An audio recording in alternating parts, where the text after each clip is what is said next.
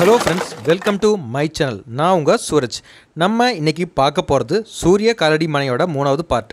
First 2 பார்ட்டையும் டிஸ்கிரிப்ஷனில் கொடுத்துருக்கேன். பார்க்காதவங்க அந்த லிங்கில் போய் பார்த்துக்கோங்க. ஓகே ஃப்ரெண்ட்ஸ், வாங்க இப்போ கதைக்குள்ளே போகலாம். அதுக்கப்புறம் சூரிய காலடி மனையில் ஒரு இடத்துல விநாயகரை பிரதிஷ்டையும் பண்ணாங்க. அதுக்கப்புறம் அந்த மனையில் தினமும் கணபதி ஹோமம் நடக்க ஆரம்பிச்சுது. சப்போஸ் அந்த வீட்டில் இருக்கிறவங்க எல்லாரும் ஒரு விசேஷத்துக்கு போனாங்க அப்படின்னா யாராவது ஒருத்தர் மட்டும் அந்த மனையில் தங்கி கணபதி ஹோமம் நடத்திட்டு வந்தாங்க.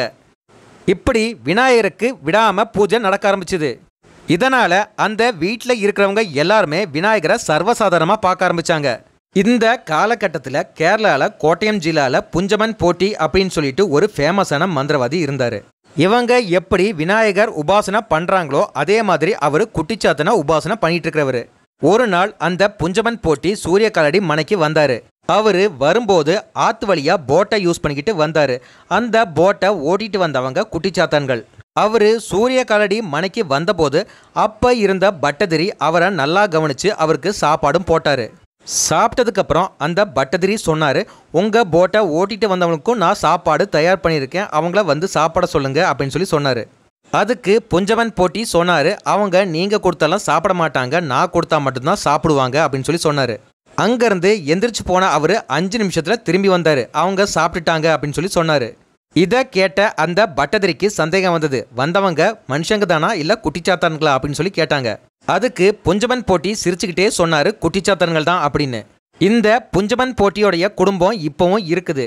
இவங்களுக்கு இருக்கிற ஒரு விசேஷமான பவர் என்னன்னா, ஏதாவது ஒரு வீட்டில் குட்டிச்சாத்தானுடைய தொந்தரவு இருக்குது அப்படின்னா அவங்க இந்த புஞ்சமன் போட்டி மனைக்கு வந்து பார்த்தாங்கன்னா இவங்களால் அந்த நேரத்தில் போக முடியல அப்படின்னா ஒரு ஓலையில் எழுதி அனுப்புவாங்க.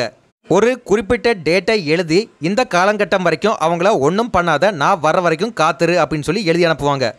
அந்த ஓலைச்சுவடியை பாதிக்கப்பட்ட வீட்டில் வச்சாங்க அப்படின்னா அதில் குறிச்சிருக்கிற டேட்டு வரைக்கும் எந்த குட்டிச்சாத்தானோ அந்த வீட்டில் எந்த பிரச்சனையும் பண்ணாது.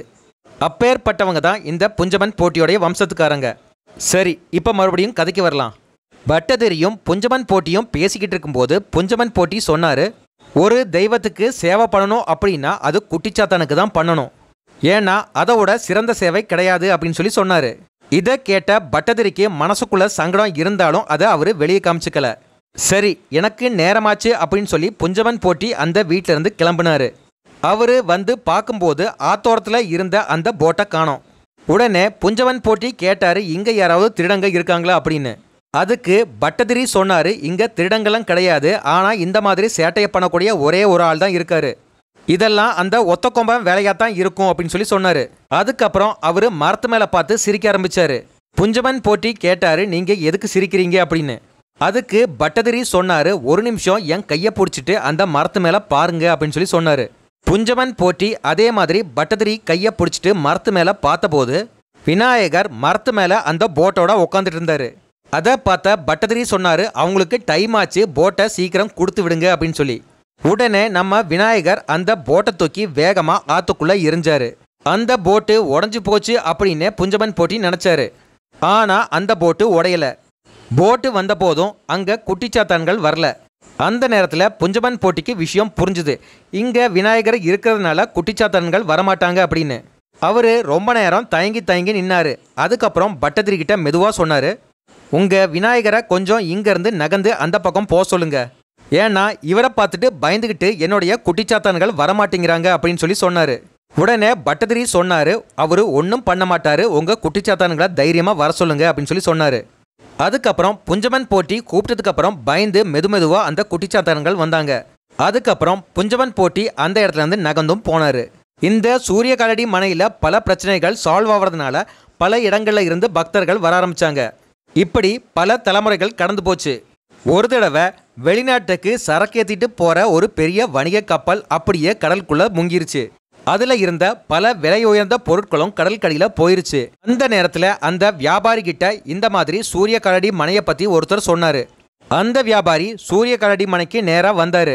அப்போ இருந்த பட்டதிரி கிட்ட அந்த வியாபாரி சொன்னார், என்னுடைய பொருட்களை மட்டும் மீட்டு எடுத்து கொடுத்துட்டீங்க அப்படின்னா அதில் பாதி உங்களுக்கே தந்துடுறேன் அப்படின்னு. இதை கேட்ட அந்த பட்டதிரிக்கு ஆசை வந்துருச்சு. உடனே விநாயகர்கிட்ட போய் அந்த கடலுக்குள்ளே முங்கின கப்பலை திருப்பி எடுத்து வெளியே போட்டு கொடுக்க சொன்னார். இதை கேட்ட விநாயகர் சொன்னார், நான் அந்த மாதிரி வேலையெல்லாம் பண்ண முடியாது அப்படின்னு. அதுக்கு அந்த பட்டதிரி சொன்னார், நான் வாக்கு கொடுத்துட்டேன், எனக்காக நீங்கள் இதை பண்ணித்தான் ஆகணும் அப்படின்னு. உடனே விநாயகர் கடலில் முங்கி தன்னுடைய ஒத்த தந்தத்தினால அந்த கப்பலை தூக்கி வெளியே போட்டார். அந்த வியாபாரி சொன்ன மாதிரியே அவருடைய பொருட்களில் பாதியை இந்த பட்டதிரிக்கு கொடுத்தாரு. அப்போ அந்த பட்டதிரி முன்னாடி வந்த விநாயகர் சொன்னார், உங்களுக்கெல்லாம் பேராசை வந்துருச்சு, உங்களுக்கு பக்தியோட பொருட்கள் மேலே தான் ஆசை ஜாஸ்தியாக இருக்குது. நீங்கள் இப்போ என்ன நேரில் பார்க்குற மாதிரி இனிமேல் உங்கள் தலைமுறையால் பார்க்க முடியாது. ஆனால் உங்களுடைய நியாயமான கோரிக்கைகளை நான் நிறைவேற்றி வைப்பேன் அப்படின்னு சொல்லி மறைஞ்சு போயிட்டாரு. அந்த சம்பவத்துக்கு அப்புறம் அந்த குடும்பத்தில் யாருமே விநாயகரை நேரில் பார்க்கல. இதே போல் பல அற்புதங்களும் சூரிய காலடி மனையில் நடந்திருக்குது. நான் இங்கே சொன்னது கம்மி தான். சூரிய காலடி மனையில் இன்னும் பல அற்புதங்கள் நடந்ததாக சொல்லப்படுது. விநாயகர் அங்கே இருந்ததுக்கான ப்ரூஃப் இப்போவும் அங்கே இருக்குன்னு சொல்லப்படுது. உங்களுக்கு ஒரு வாய்ப்பு கிடைச்சிது அப்படின்னா சூரிய காலடி மனையை போய் சுற்றி பார்த்துட்டு வாங்க. ஓகே ஃப்ரெண்ட்ஸ், இதோட இந்த வீடியோ முடிஞ்சுது. இந்த வீடியோவை பற்றின கருத்துக்களை கமெண்ட் பாக்ஸில் தெரியப்படுத்துங்க. இந்த வீடியோ உங்களுக்கு பிடிச்சிருந்தா சப்ஸ்கிரைப் பண்ணுங்கள், ஷேர் பண்ணுங்கள், லைக் பண்ணுங்கள். தேங்க்யூ.